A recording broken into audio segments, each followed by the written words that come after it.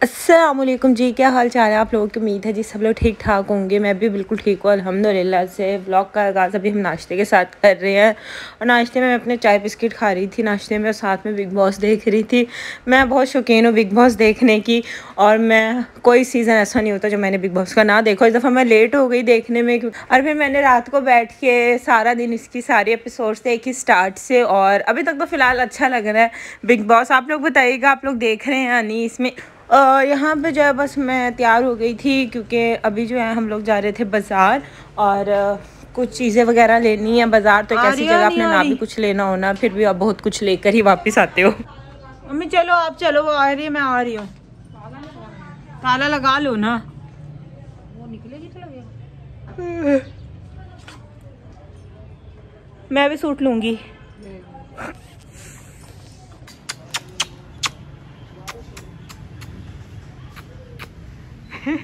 माँ बच्चे दोनों तीनों बैठे, पूरी फैमिली। चूचू भाई के देख कितने क्यूट लग रहे हैं। हाँ हाँ हाय। और आज मुझे आकर इधर इतना अफसोस हुआ, क्योंकि आज किसी भी ब्रांड पे कोई सेल नहीं थी। वैसे तो मैं जब नहीं आती ना, हर ब्रांड पे ही बड़ी सेल होती है, लेकिन जिस दिन मैंने कुछ खरीदना हो ना, उस दिन पता नहीं सेल ही नहीं होती।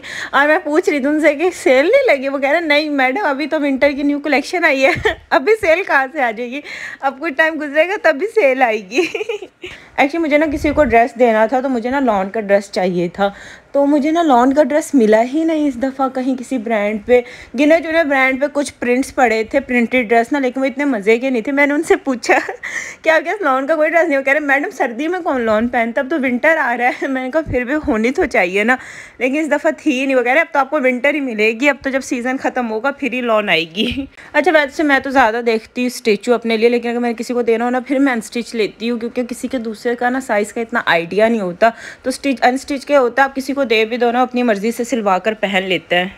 और ये मेहरून कलर का सूट था, और ये मुझे बड़ा अच्छा लगा था। एक तो ये कलर मेरे पास नहीं था, लेकिन इसकी डिज़ाइनिंग बहुत अच्छी थी, लेकिन इसके स्लीव्स बहुत बड़े थे, पर इसमें एक ही साइज़ पड़ा हुआ था, मीडियम। मैंने कहा बस अब मैं इसे ले ही लेती हूँ, क्योंकि मेरा इसे छोड़ने को दिल नहीं कर रहा था। इसकी डिज़ाइनिंग बहुत अच्छी थी।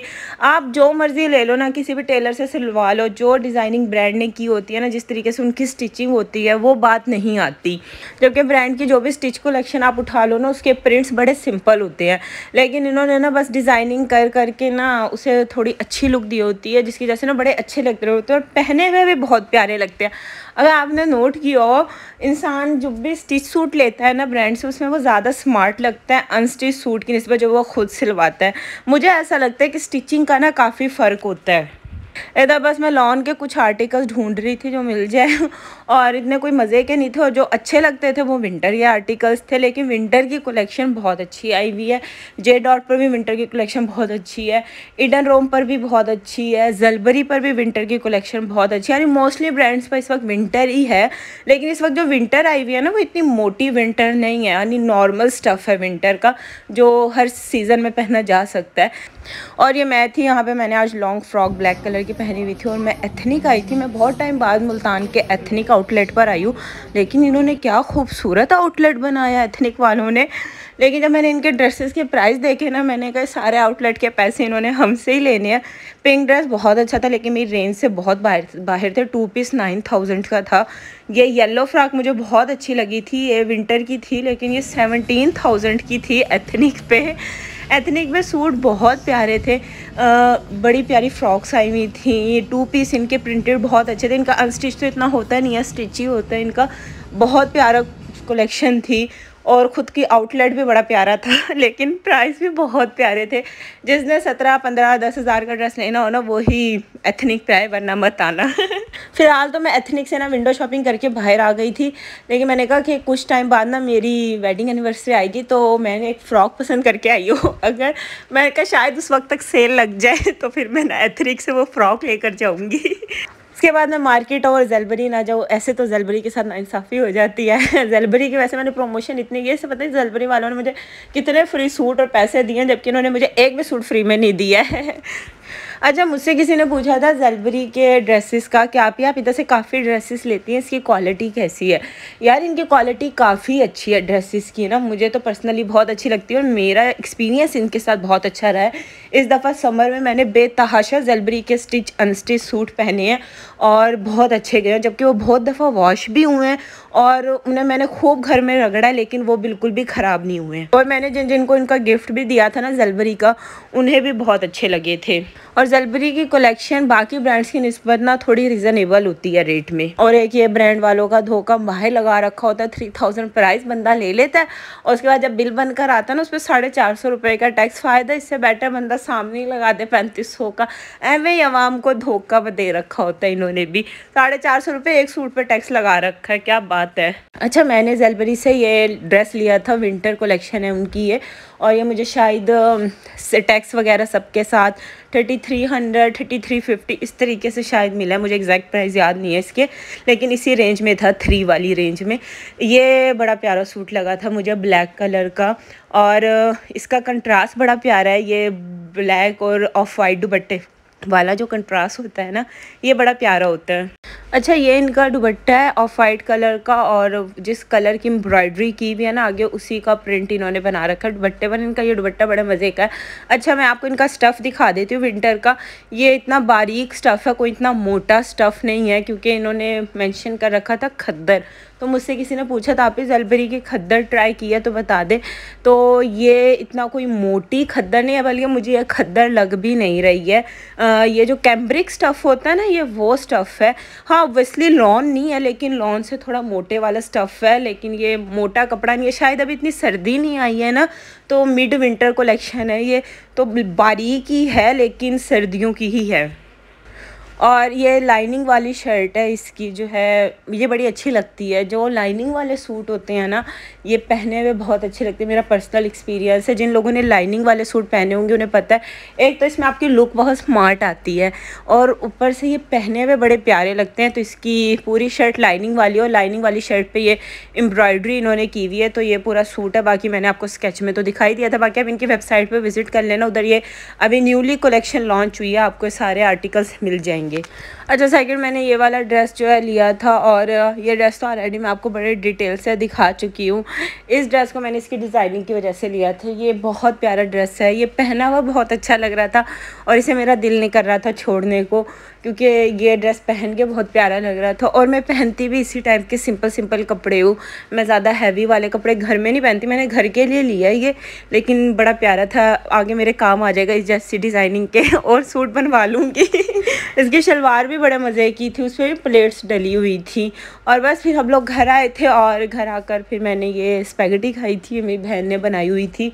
और आज हम लोगों ने खाना नहीं बनाया था, वो इसलिए क्योंकि रात को दावत है, तो हम लोगों ने दावत पे जाना है, तो इसलिए बस फिर ना हल्का फुल्का खा लिया था। और यहाँ पे फिर मैंने अपने लिए वाला ड्रेस निकाल लिया था पहनने के लिए। ये मैंने बोनंजा से लिया था, और ये भी सिंपल सा ही ड्रेस है, लेकिन बस डिज़ाइनिंग ब्रांड ने मुख्तलिफ की होती है, वरना इनकी स्टिच कलेक्शन तो मोस्टली सिंपल ही होती है। बस ये डिज़ाइनिंग करके ना ड्रेसों को लुक चेंज कर देते हैं। अच्छा, मैं इसके ट्राउज़र का देख के सोच रही थी, इन्होंने नग तो लगा दिया है, लेकिन अगर इसके ट्राउज़र को मैंने पहन के किसी दिन नमाज़ पढ़ ली ना, और अगर ये मोती मेरे वो पाँव में आ गया, तो आय हाय हाय, जो उस वक्त होगा ना फील, वो तो सबको अंदाज़ा है कि अगर कोई चीज़ इस तरह आ जाए, बंदे का ना हालत ही बुरी हो जाती है नमाज में। भाई का बच्चे, ये शीशा साफ़ करना होता है, मैं करती हूँ। ये सफाई मुझे सिखानी पड़ेगी आपको। बस ये मैंने ड्रेस पहन लिया था, और ये मैंने इनसे मीडियम साइज़ लिया था मनंजा से, लेकिन पता नहीं मुझे इनका मीडियम साइज़ बिल्कुल ठीक आता है, लेकिन पता नहीं ये इतना लूज़ क्यों है। लेकिन फिर भी मैं लूज़ कपड़े पहन लेती हूँ, इतना ज़्यादा भी लूज़ नहीं है। और ये ऐसे है कि आगे से इसकी गोल कमीज़ है, और पीछे से जैसे नॉर्मल कटिंग की शर्ट होती है वही है। और मेरी दावत की हुई थी एक्चुअली ताया ताई अम्मा ने, तो फिर मैंने ना अब्बू से कहा था कि मिठाई का डब्बा ले आना। ऐसे ना मुझे जाते हुए अच्छा नहीं लगता कि किसी के घर ऐसे चले जाओ। वाजी अस्सलाम वालेकुम।